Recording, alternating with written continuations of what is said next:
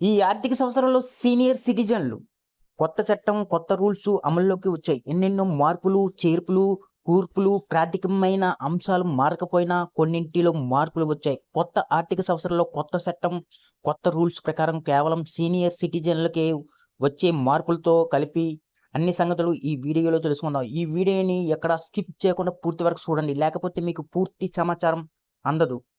ఎన్నిసార్లు చెప్పినా ముఖ్యమైనది కావున మళ్ళీ మళ్ళీ చెప్పే విషయం ఏమిటంటే ఈ ఆర్థిక సంవత్సరం నుంచి ఆర్థిక సంవత్సరం అమల్లోకి వస్తుంది.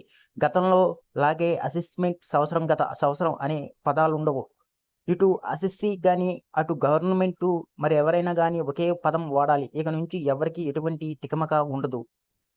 స్టాండర్డ్ డిడక్షన్‌కి 50,000 నుంచి 75,000 వరకు పెంచారు. ఈ డిడక్షన్ అంటూ పాత పద్ధతిని అనుసరించే వారికైనా, ఇటు కొత్త పద్ధతికి వెళ్ళే వారికైనా వర్తిస్తుంది. 80D కింద ప్రయోజనం కేవలం పాత పద్ధతిని ఎంచుకున్న వారికే వర్తిస్తుంది. ఆరోగ్య బీమా, ముందు జాగ్రత్త హెల్త్ చెకప్‌కు సంబంధించిన తగ్గింపు 50,000 వరకు కొనసాగుతుంది. గత వారం ఎంతో వివరంగా చెప్పాం కొత్త 15H గురించి. ఇప్పుడు 120గా మారింది. ఈ ఫారం సబ్మిట్ చేస్తే టీడీఎస్ చేయకపోతే టీడీఎస్ రికవర్ చేసి గవర్నమెంట్ ఖజానాకి చెల్లిస్తారు. సీనియర్ సిటిజన్ల ఆదాయం టాక్సిబుల్ ఇన్కమ్ ఇప్పుడు దీని లిమిటు 12.75 లక్షలు అని చెప్పొచ్చు.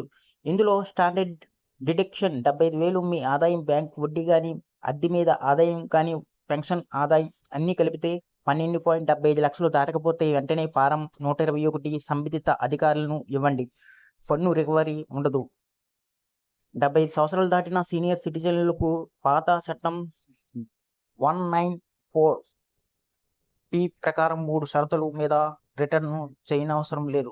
ఈ అంశాలను చాలామంది అందరికీ అన్వయించుకుంటున్నారు. అది అపోహ. ఆ 3 షరతులు ఏమిటంటే కేవలం పెన్షన్ ఉండాలి. ఒక బ్యాంకు నుంచి మాత్రమే వడ్డీ ఉండొచ్చు. అదే బ్యాంకు మొత్తం టీడీఎస్ రికవర్ అయి గవర్నమెంట్ ఖజానాలో జమ అయి ఉండాలి. ఈ సదుపాయం కొనసాగుతుంది. ఇక ఫారాలు, గడువు తేదీ, అడ్వాన్స్ ట్యాక్స్ చెల్లింపు, బాధ్యతలు, సెల్ఫ్ అసెస్మెంట్, విధి విధానాలు ఇలాంటివన్నీ మామూలే. ఫైలింగ్ విధానాల్లో ఎటువంటి మార్పులు లేవు. ఇది వరకు ఆలోచనే ఎక్కువ, ఇన్వెస్ట్మెంట్లు ఉండి ఎక్కువ సేవింగ్స్ ఉన్నవారికి పాత పద్ధతి. ఏ తగ్గింపులు ఉండవు. కొత్త పద్ధతిలో ఎంతో ప్రయోజనం ఉంటుంది.